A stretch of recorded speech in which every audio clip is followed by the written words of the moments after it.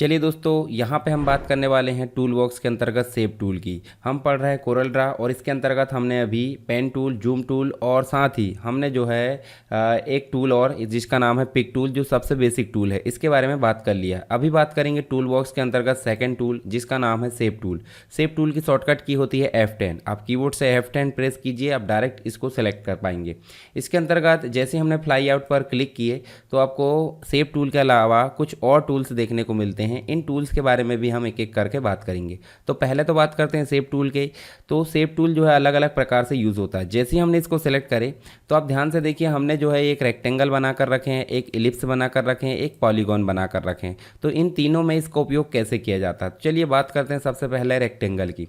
तो जैसे हमने शेप टूल सेलेक्ट करे तो शेप टूल सेलेक्ट करने के बाद आप देखेंगे तो इसमें देखिए एक पतली लाइन दिखने लगी। देखिए पतली डॉट डॉट लाइन यहाँ पे दिखने लगी। ये हो गया आपका पाथ, यानी कि जो रेक्टेंगल है, रेक्टेंगल का पाथ हो गया। इसमें हम जो है चेंजेस कर पाएंगे। जैसे इस नोट को पकड़कर आप अंदर की ओर घसीटेंगे तो आप ध्यान से देखेंगे यहाँ पे ये जो शेप है ये राउंड शेप में आ गया है, यानी कि जो रेक्टेंगल है वो राउंडेड रेक्टेंगल बन चुका है। कैसे? हमने नोट को पकड़कर खींचे हैं अंदर की ओर। आप ध्यान से देखिए, देखिए इस नोट को पकड़कर खींचिए यहाँ पे अंदर की ओर, तो देखिए चारों नोट जो है आपके राउंड शेप में बन चुके हैं। ये आपको ध्यान रखना होगा। यहाँ पे देखिए जो राउंडेड शेप होता है वो यहाँ पे कॉर्नर को रेडियस कर देता है। देखिए यहाँ पे हमने डायरेक्ट कर लिए, किससे? शेप टूल से, जबकि हम ये काम करते थे रेडियस को देकर।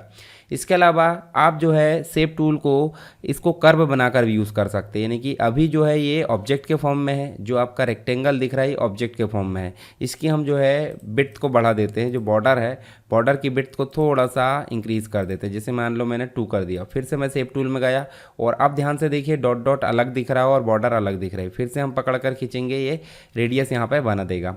उसके अलावा हम जब इसके ऊपर राइट क्लिक करेंगे देखिए कन्वर्ट टू कर्व आ रहा है, ठीक है। या फिर आप जाओगे यहाँ पे देखिए इसको सेलेक्ट करें और इफेक्ट में देखिए यहाँ पे बिटमैप के अंतर्गत भी ऑप्शन मिल जाते हैं। और अगर आप यहाँ पे क्लिक करोगे तो यहाँ पे डायरेक्ट ऑप्शन मिल जाता है। शॉर्टकट की है कंट्रोल क्यू पर प्रेस करेंगे और अब देखिए ध्यान से ये जो है आपका कर्व बन चुका है। अब कर्व बन गया है तो आप कहीं पर भी क्लिक कीजिए यहाँ और राइट क्लिक करके आपको करना है ऐड, मतलब जो पॉइंट है वो आपका ऐड हो चुका है। और राइट क्लिक करके आपको देखिए जो कर्व है, कर्व आप करोगे और कर्व करने के बाद देखिए एक तरफ ही एरो आए, हम चाहते दोनों तरफ एरो आए, तो इसके लिए आप कर दोगे स्मूथ। क्या कर दोगे? स्मूथ। तो अब ध्यान से देखेंगे जब हम ऐसे क्लिक करेंगे तो देखिए ये जो है एक तरफ हो रहा है। यहाँ आप जो है क्रिस्प मतलब जो है अलग अलग प्रकार से पैटर्न के अनुसार इनको जो है क्या कर सकते हैं, शेप में चेंजेस कर सकते हैं। देखिए इस प्रकार से फिर से हम वापस चलते हैं और वापस चल के इसको जो है फिर से यहाँ दूसरी जगह, जैसे मान लो हमने यहाँ पे कर्सर रखे और राइट क्लिक करके ऐड कर दिए। क्या कर दिए? ऐड। और ऐड करके एक जगह और ऐड कर दो। यहाँ पे भी आप देखिए यहाँ पे भी ऐड कर सकते हैं। हमने 3 पॉइंट ऐड कर दिए और अब जो है कर्व कर दीजिए। कर्व करेंगे तो देखिए अलग अलग प्रकार से हम इसमें शेप में चेंजेस कर सकते हैं, ठीक है, जैसे भी आप चाहते हैं। हम चाहते हैं इसको सर्कल में यानी इलिप्स में एडिट करें तो इलिप्स को आप सेलेक्ट करोगे और इलिप्स में आप जो है इसको क्या कर सकते हो, अलग अलग प्रकार से एडिट कर सकते हो, ठीक है। ये देखिए इस प्रकार से इसमें जो है आप जो है पाई बना सकते हैं। पाई मतलब अलग अलग प्रकार से, देखिए इस प्रकार 360 डिग्री, 270, जो भी आपको बनाना हो। इसको भी हम राइट क्लिक करके कर्व करेंगे तो कर्व करने के बाद देखिए इसको भी हम जो है अलग शेप में बना सकते हैं। अलग शेप में बनाने के बाद आप देखिए इसमें कलर कर दीजिए। जैसे इसमें भी मैं कलर कर देता हूँ और कलर करने के बाद देखिए इसमें जो है हम जो है स्मूथ कर देते हैं। इसको भी हम जो है स्मूथ कर देते हैं, ठीक है, कर्व करके यहाँ से। और अब ध्यान से देखेंगे तो हम देखिए अलग अंदर साइड जो है शेप बना लेते हैं। इसके साथ ही आप पॉलीगॉन पर ये काम करना चाहते हैं, पॉलीगॉन में भी देखिए अलग अलग नोट दिख रहा है। इन नोट को भी आप जो है अपने अनुसार देखिए इस प्रकार से ये देखिए डिज़ाइन तैयार कर सकते हैं। ये देखिए आप पॉलीगॉन की डिज़ाइन तैयार कर सकते हैं और इसमें भी आप जो है कलर कर सकते हैं। बाद में हम जो है और काम इसमें क्या कर सकते हैं, मतलब हम जैसे ही इसको राइट क्लिक करें तो राइट क्लिक करेंगे तो ये ऑलरेडी कर्व में है, इसलिए ये काम हो जा रहा। इसको पकड़ कर खींचेंगे, देखिए इस प्रकार से जो है आप स्टार बना सकते हैं। ये देखिए स्टार आपने बना लिए, स्टार में भी आप कलर कर सकते हैं। तो ये तो बात हो गई शेप की, मतलब जो हमने शेप बनाया है वो शेप टूल के माध्यम से हमने एडिट कर पाए हैं, ठीक है। अलग अलग प्रकार की आप डिज़ाइन बना सकते हैं। चलिए यहाँ पे आप बेसिक रूप से और एक दो चीज़ें और बता देता हूँ आपको। जैसे आपने इस पर क्लिक किए तो आप यहाँ कहीं नोड ऐड करना चाहते हैं तो यहाँ राइट क्लिक करिए। राइट क्लिक करके आप देखिए इस पर जो है ऐड कर सकते हैं नोड को डिलीट करना। जैसे मान लो आपने ये नोड लाए, ये नोड को आप राइट क्लिक करोगे डिलीट कर दोगे, देखिए सीधा हो जाएगा। तो ये जो छोटे छोटे जो पॉइंट है वो नोड है, और नोड को आप हटाना चाहते हैं या लाना चाहते हैं तो ऐड और डिलीट कर सकते हैं। साथ ही कर्व बनाना है तो कर्व आप कर दो, और अगर लाइन बनाना है तो आप यहाँ से लाइन कर सकते हैं। जैसे मान लो मैं लाइन करूँ तो देखिए सीधा सीधा रोटेट हो रहा है, मतलब सीधा सीधा जो है एडिट हो रहा है। इसके अलावा मैं इसको कर्व कर देता हूँ तो देखिए कर्व फॉर्म में एडिट होगा। तो ये आप मैनेज कर सकते हैं। इसके बहुत सारे टूल्स भी आपको ऊपर दिख रहा है, हालांकि जो चीज़ ज़रूरी थी वो मैंने बता दिया। आगे हम जब और प्रैक्टिस करेंगे इससे रिलेटेड तो आगे की चीज़ें मैं आपको बता दूंगा। चलिए हम बाद में यहाँ पे नेक्स्ट पेज में चलते हैं, और हमने ले ली एक पिक्चर को लाते कैसे वो मैं बाद में बता दूंगा, उसको लाने का तरीका भी बताऊंगा, ठीक है। पावर क्लिप ऑप्शन देखेंगे तब। ये हमने पिक्चर लाया, पिक्चर को मास्किंग करना है तो हम किसका उपयोग कर सकते हैं, शेप टूल का। जैसे हमने शेप टूल सेलेक्ट करे तो देखिए चारों तरफ जो है पॉइंट्स आ गए, नहीं नोड आ गए, और इन नोड को पकड़कर हम कहीं भी घसीट सकते हैं। जैसे हमने इसको यहाँ तक लाकर घसीट दिए तो देखिए बाकी का जो पार्ट है वो हट गया है।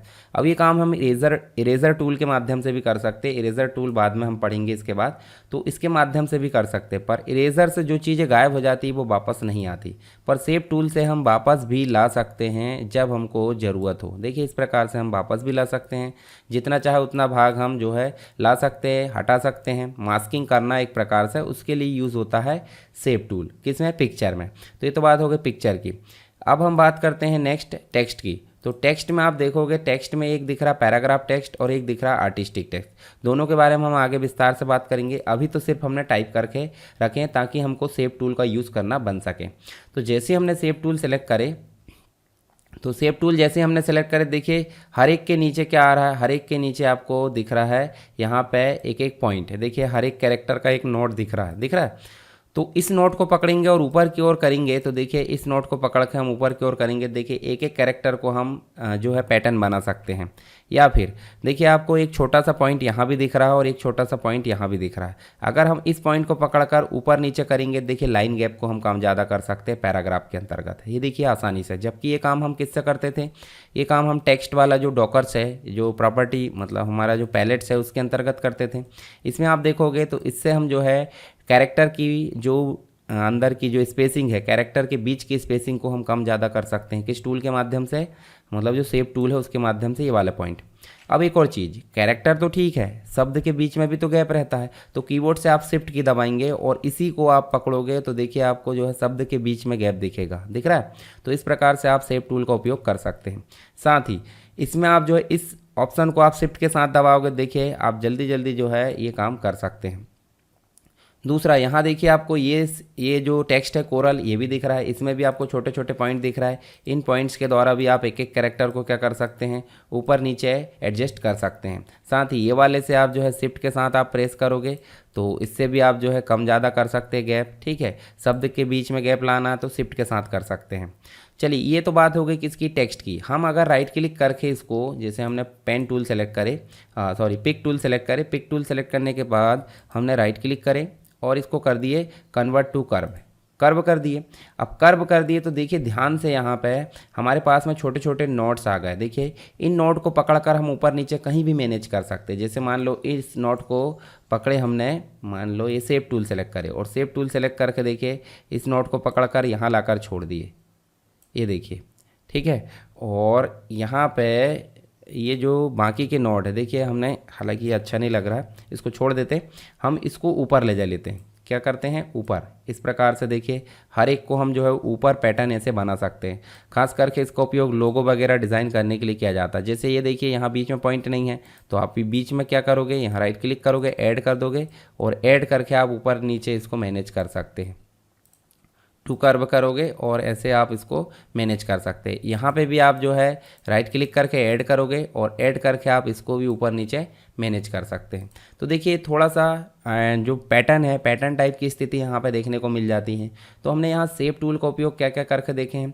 शेप टूल के द्वारा और बहुत सारे काम किए जा सकते हैं आगे, और जब हम यूज़ करेंगे प्रैक्टिकल के फॉर्म में, आपको मैं बहुत सारे लोगो और बहुत सारी डिज़ाइन बनाना सिखाऊंगा आगे, जब हमारा बेसिक कंप्लीट हो जाएगा। ठीक है, तो इस प्रकार से हम जो है इसमें काम कर सकते हैं जो शेप टूल है उसके द्वारा।